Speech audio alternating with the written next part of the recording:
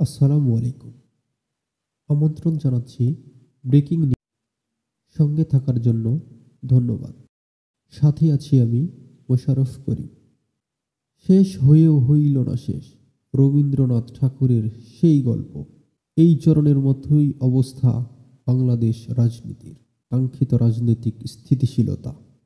৫ বছর পর নির্বাচন এলেই শুরু হয় রাজনৈতিক সংকট।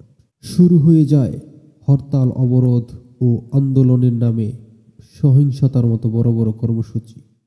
অস্থিতিশীল হয়ে পড়ে দেশ, অচল হয়ে পড়ে মানব জীবন যাত্রা। সাধারণ জনগণের ভাবনা, নির্বাচন শেষ হলেই যেন দূর হবে সহিংসতা, স্বাভাবিক হবে পরিস্থিতি। বিষয়টি যেন অনেকটাই গল্পের মতো।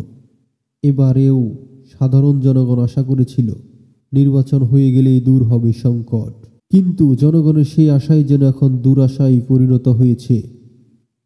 ভোটের ফলাফল যখন গণনা চলছিল, ঠিক তখনই আবারও ৪৮ ঘন্টার অবরোধের ঘোষণা দেন ১৮ দলীয় জোট।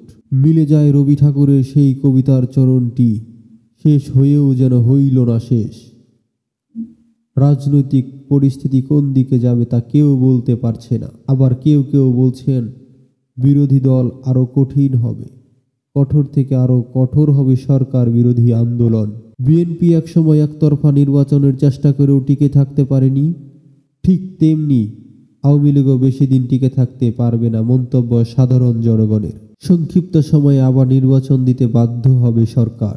আবার কেউ কেউ মনে করছেন সরকারি দলগুলো কঠিন থেকে আরও কঠিন হবে, কঠোর হাতে দমন করবে বিরোধী দলের সহিংসতামূলক রাজনৈতিক কর্মসূচি। হরতাল ডাকার মতো সাহস পাবে না বিএনপি জামাত।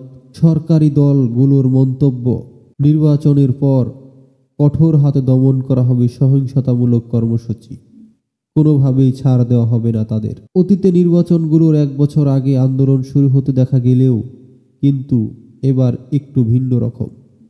আগে থেকে আন্দোলন না হলেও যখন ১০ম জাতীয়